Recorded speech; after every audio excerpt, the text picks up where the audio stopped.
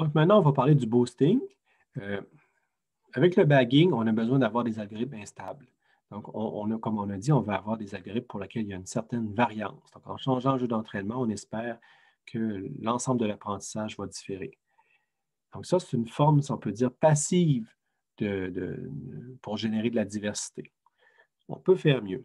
Avec le boosting, dans le fond, on va générer activement des nouveaux classifieurs à partir des données difficiles pour les classifieurs actuels. Donc, on ne va pas échantillonner aléatoirement, on va plutôt générer des ensembles d'entraînement qui sont biaisés vers les données qu'on dit plus difficiles, selon l'ensemble qu'on a jusqu'à présent, pour possiblement avoir un nouveau membre qui va être spécialisé sur ces données difficiles-là, puis qui va bien en classer plusieurs, ce qui va un peu compenser sur le fait que les autres se trompent beaucoup. Il va quand même réussir à bien les classer, ces données-là, quitte à ce qu'ils se trompent sur d'autres données qui sont qui sont bien classées par un plus grand nombre de membres. Donc, pour y arriver avec du boosting, la méthode qui a été proposée à l'origine des années 80-90, je pense que c'est 90 à vrai dire, c'est de faire une partition du jeu de données en trois. Donc, on va séparer notre jeu de données en trois jeux de taille égale, X1, X2, X3. Puis là, ce qu'on va faire dans ce modèle-là, qui était vraiment le modèle de base du boosting, c'est d'entraîner un certain classifieur H1 sur X1. On entraîne un classifieur sur le premier jeu. Puis après ça, on va évaluer les données X2 avec H1. Puis là, on va voir si H1 se trompe sur une donnée, mais on va la mettre de côté, on la conserve.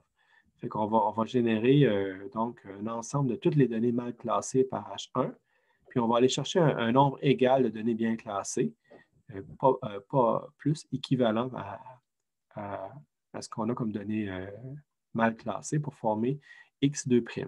Donc, X2' devrait être balancé 50-50 entre les données bien classées et les données mal classées. Puis là, on va entraîner notre classifieur H2 sur X2'.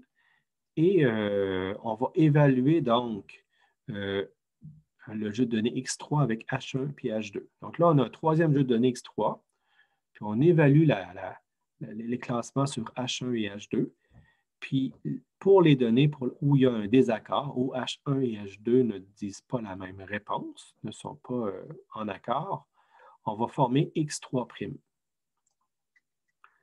Puis là, on va entraîner un troisième classifieur sur X3' qui, lui, va apprendre à gérer des cas où il y a ambiguïté entre H1 et H2. Et donc, maintenant, une fois qu'on a entraîné nos trois modèles avec nos trois sous-ensembles de données, on va évaluer le classement des données. On va tester avec H1 et H2. Si les deux disent la même chose, c'est correct, c'est fini. S'il y a un désaccord, c'est H3 qui va trancher. Donc ça, ça permet d'améliorer les performances. Donc, on va avoir quand même des bonnes performances, mais ça requiert des très grands jeux de données. Pourquoi? Parce que X1, X2, X3 correspondent à chacun au tiers du jeu d'origine. Puis on sait que si on entraîne des modèles avec des petits jeux de données, ils vont être beaucoup moins performants que si on avait l'ensemble des données. Avec des très petits jeux de données, c'est critique. Avec des grands jeux de données, si on en prend le tiers, c'est vraiment, je ne sais pas moi, 500 000 instances dans un certain jeu de données. Si on en prend le tiers pour X1, le tiers pour X2, le tiers pour X3, c'est possible que ça n'ait pas grosse influence.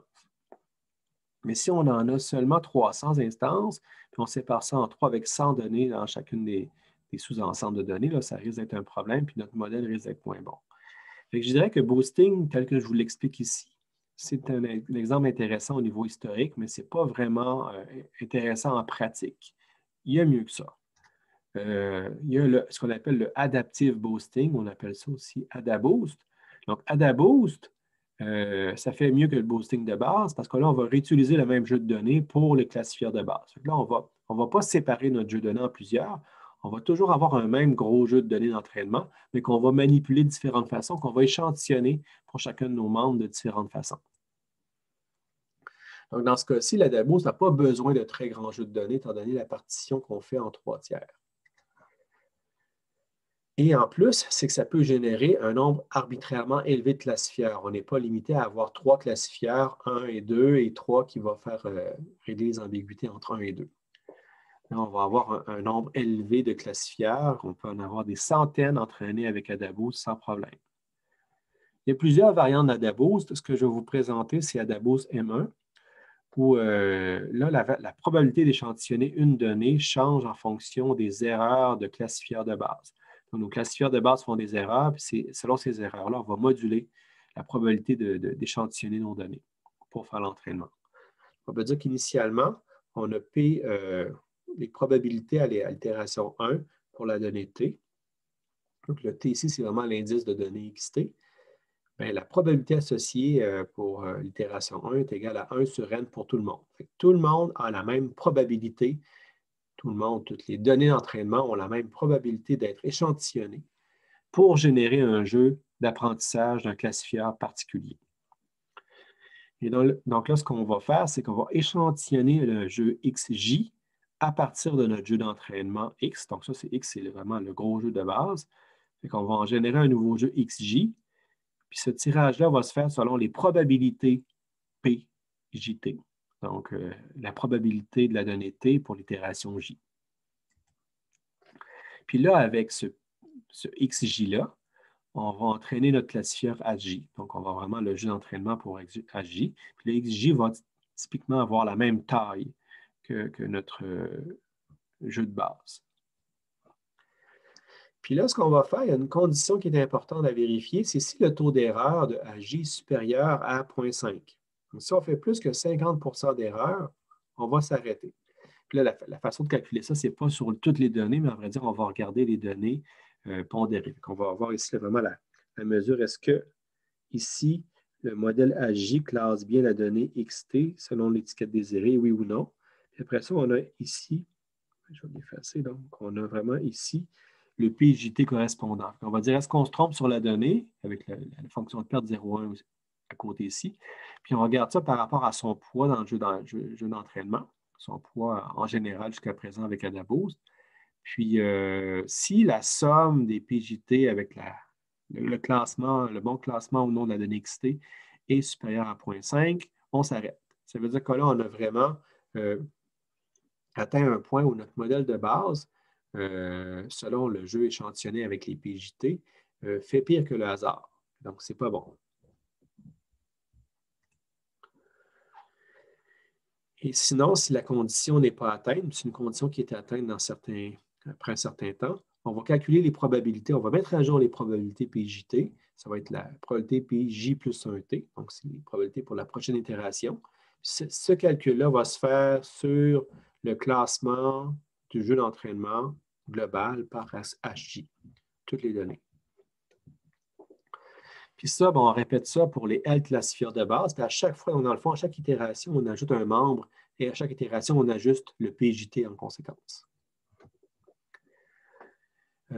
Boosting et AdaBoost ne nécessitent pas de classifieurs très précis. On peut faire l'apprentissage sur quand même des classifieurs assez moyens. C'est parce que ce n'est pas la décision individuelle qui nous intéresse.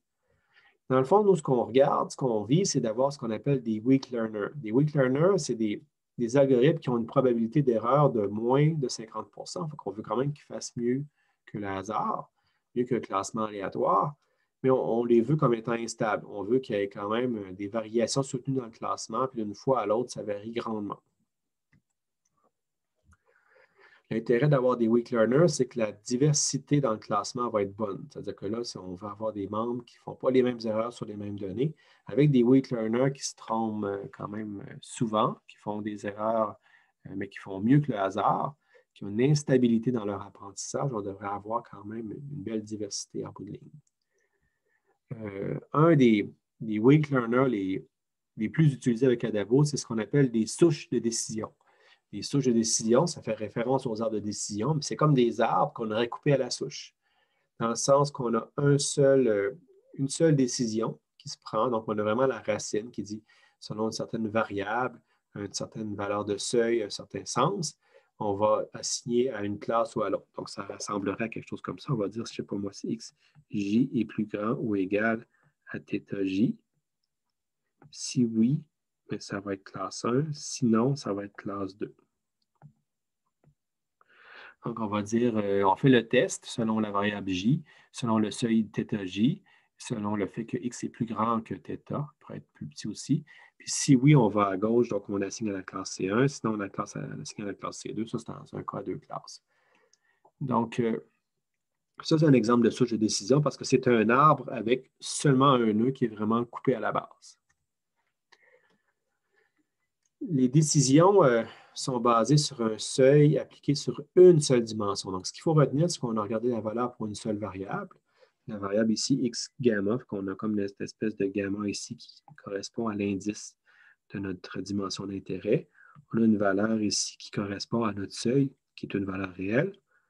Et on a le sens ici qu'on a appelé θ, qui est tout simplement le signe dans lequel, alors, on regarde est-ce que c'est plus petit ou plus grand, parce que dans le fond, toute cette fonction-là correspond à un plus grand ou plus petit directement.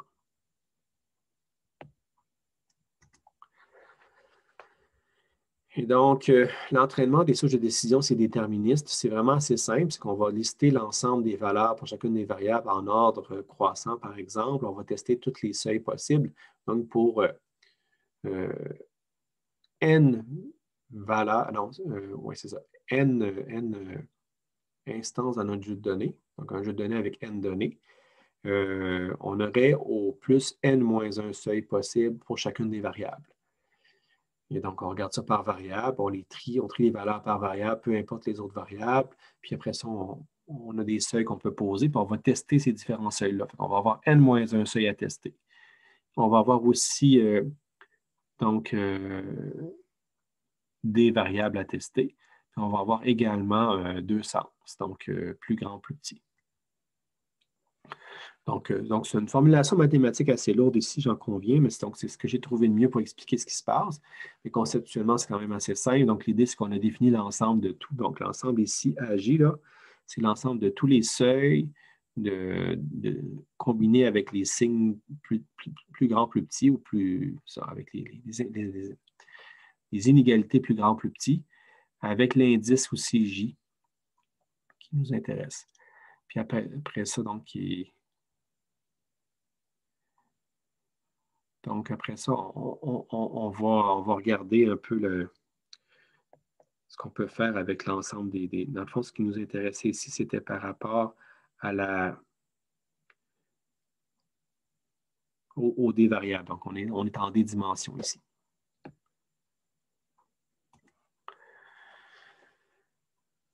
Donc, en bout de ligne, on va avoir testé tous les signes, tous les seuils, toutes les variables. Donc, on va avoir l'équivalent de D fois Z-1 fois 2 valeurs possibles. On y va par force brute, où là, on va regarder c'est quoi dans toutes ces combinaisons-là, le triplet qui va minimiser l'erreur de notre modèle dans le jeu de données. Puis c'est ça qu'on va choisir comme résultat ici. Donc, si on regarde ça avec AdaBoost, bien là, on va avoir finalement un entraînement. On va dire, bien, lorsqu'on fait notre entraînement d'ensemble, on va voir que l'erreur d'entraînement de l'ensemble va réduire asymptotiquement et va tendre vers des valeurs très basses. Peut-être pas nécessairement zéro, mais pas loin. Les erreurs en test de l'ensemble aussi ont tendance à réduire avec le nombre de membres pendant un bon moment. Éventuellement, ça va se mettre à surapprendre, mais c'est quand même très loin. En général, AdaBoost, c'est quand même assez intéressant pour éviter le surapprentissage dans notre ensemble. Mais ce qu'on observe aussi, c'est la courbe en rouge ici, là. Donc cette courbe-là ici.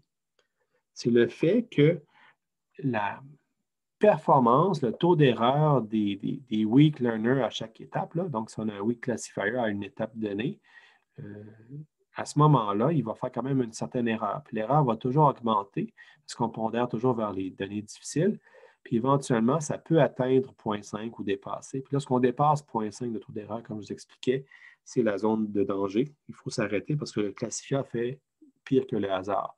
Puis ça, c'est comme avec les votes dans le théorème de Condorcet.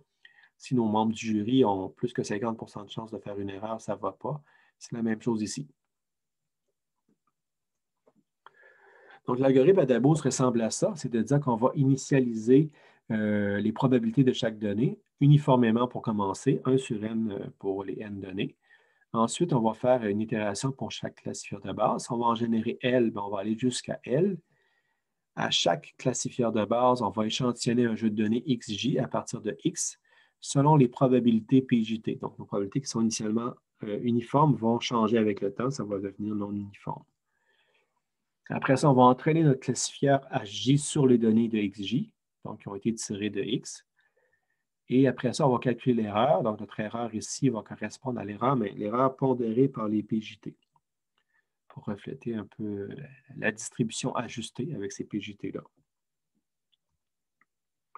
Si l'erreur est plus grande que 50 ça ne va pas. Fait qu'on va arrêter l'algorithme, on ne va pas se rendre à elle, on va s'arrêter là. Donc, on va revenir un pas en arrière parce que le classifieur fait pire que le hasard, puis on va garder le classifieur qui précède et tous ceux qui précèdent. Sinon, on va continuer. Donc, là, lorsqu'on continue, on va calculer les bêta-J. Les bêta-J, c'est un peu les poids qu'on donne à chacun de nos membres, parce que dans le fond, avec AdaBoost, on en arrive à du vote pondéré. Donc, ce bêta-là est directement proportionnel à l'erreur qu'on avait observée sur notre modèle. Donc, les modèles qui font beaucoup d'erreurs vont avoir un poids un peu plus faible. Puis donc là, après ça, on va calculer les nouvelles probabilités. Là, on fait un ajustement des probabilités. Donc, l'ajustement se fait assez directement en disant qu'on a notre bêta-J ici va moduler le P. Fait qu'on prend le PJT. Puis si la donnée, elle est bien classée, on va le moduler par le bêta-J, qui est une valeur inférieure à 1. Fait que ça va réduire le PJT associé. On l'assigne dans QJT pour l'instant. On va réduire l'insistance sur la donnée bien classée. Alors, pas que pour une donnée mal classée, on prend directement PJT. Donc là, on ne l'a pas augmenté, mais on va le faire à vrai dire parce que par la suite, on va tout renormaliser. On a comme réduit les probabilités pour les données bien classées. On ne touche pas aux données mal classées. Après ça, on renormalise pour que la somme des PJ plus 1T soit égale à 1, parce qu'il faut que ça somme à 1 pour que ça fonctionne. Ça veut dire donc qu'on va booster, on va augmenter les probabilités pour les données mal classées. Et donc ça, on va faire l'itération jusqu'à L. Puis lorsqu'on a le résultat finalement de L membres, on peut faire du test. Puis pour faire le test, finalement, pour tester une donnée, la décision d'ensemble, c'est directement la somme. Donc, c'est vraiment un vote pondéré avec comme valeur de poids de pondération ici le log de 1 sur bêta-J. Donc, le log de 1 sur bêta-J, c'est notre pondération du classifieur HG ici qui est intégré dans l'ensemble. Donc, un exemple de résultat qu'on a avec AdaBoost, ça serait ça ici. Ce serait de dire qu'on voit la progression, on passe de 1 à 11 estimateurs, on a un certain jeu de données. Donc, à l'itération de départ, on a finalement un modèle qui apprend à séparer ça ici, qui dit bien, à gauche, c'est les bleus, à droite, c'est les verts. Donc, il a pris la variable X1 comme variable d'intérêt et puis il a mis un seuil à 1. Donc, ça va. Là, l'estimateur au temps 1, lui, dit autre chose. Il va, comme on voit ici que les ronds ont changé de taille. On voit qu'il y a des ronds bleus qui ont grossi. Pourquoi est-ce qu'ils ont grossi? Parce que dans le fond, ils étaient mal classés à l'itération précédente. Ils ont été mal classés par le premier classifieur. Fait qu'on les a augmentés en termes de probabilité. Fait que la taille du cercle ici nous dit la probabilité PJT correspondante. Et donc là, on a un nouveau modèle qui fait ça comme ça. Donc, encore selon X1, mais un seuil à 1 cette fois-ci. Maintenant, le troisième modèle, lui, il prend une décision qui est selon X2. Fait qu'on fait vraiment genre un seuil un petit peu en bas de 0.0, fait que ça peut être à 0.05. On dit pour X2. Donc, si on est en bas de 0.05 pour X2, ça correspond à la classe des bleus. Et similairement, si on est au-dessus, ça correspond à la classe des verts. Donc, on voit qu'il y a quand même eu des erreurs qui ont été faites ici. Parce qu'on voit ici que ça, ces variables-là ont augmenté. Celles-là sont assez hautes. Celle-là, elle est quand même assez importante. Celles-là sont quand même... sont comme les autres, c'est vrai. Celles-là là-bas sont quand même intéressantes. Donc, ça, c'est les poids. Puis là, la décision va revenir à trancher comme ça. Je ne sais pas pourquoi on prend ça directement, mais c'est vrai qu'on reprend cette frontière-là qui ressemble beaucoup à ce qu'on avait.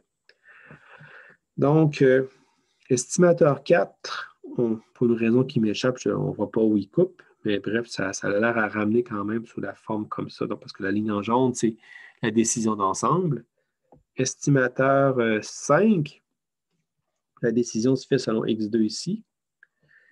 6, ça ne change pas. 7, on est revenu à ça. Ça a l'air quand même à bouger. On dirait qu'il y a certaines configurations qui reviennent fréquemment. Mais là, lorsqu'on avance ici, on voit qu'on est capable de faire des découpages fins. Et ainsi de suite jusqu'à la fin. Fait qu'on voit un peu le genre de traitement qui peut être fait. Donc, ça ressemble à ça. une certaine explication qu'on a d'Adaboost, c'est qu'on va maximiser les marges pour le classement. Donc, Adaboost maximise les marges. Donc, ça fait une analogie avec les SVM, même si ce n'est pas le même genre de maximisation des marges. Ici, on parle des marges plutôt de classement. Les données qui sont difficiles, c'est comme des données qui sont dans la marge. Donc, le HI bar, c'est le résultat du vote pondéré. Fait qu'on peut dire que le H bar correspond à dire combien est-ce qu'on a de votes pour la classe I, moins combien est-ce qu'on a de votes contre la classe I, divisé par le nombre total de votes. Et donc, si tous les votes vont vers une classe, bien, le HI va tendre à 1. Sinon, lorsqu'on est autour de 0, ça veut dire qu'il y a autant des votes pour que des votes contre. Avec un grand nombre de classifiants, les HI bar tendent vers 1. Si X provient de la classe CI, et le HI bar tend vers -1 autrement. Et donc ça va nous amener une forme de marge. Ce n'est pas des marges géométriques, mais plutôt des marges de classement et des larges marges qui aident à avoir une meilleure généralisation. Il faut comprendre qu'il y a plusieurs variantes de boosting. Je vous en ai présenté une, mais il y en a plein d'autres qui ont été proposées avec le temps. Entre autres, il y a une variante qu'on appelle LP Boost, qui n'est pas nécessairement si utilisée que ça, mais je la trouve sympathique parce qu'elle fait un lien avec ce que je viens de vous dire. C'est que là, avec LP Boost, on va apprendre des alphas qui correspondent à log de 1 sur bêta j, le même poids qu'on avait tout à l'heure, par programmation linéaire, qui est un peu la version simple de la programmation quadratique. Fait que si on parle de marge, ici de marge de classement, on parle de programmation linéaire. C'est comme une espèce de variante qui a un peu les mêmes mécanismes que les SVM, mais qu'on applique pour LP Boost. Le point avec LP Boost, c'est qu'à chaque génération de classifieur, on va réapprendre tous les alphas et non pas le alpha actuel. Donc, c'est quand même une certaine inefficacité pour pouvoir faire ça. Mais sinon, ça ressemble quand même pas mal à SVM.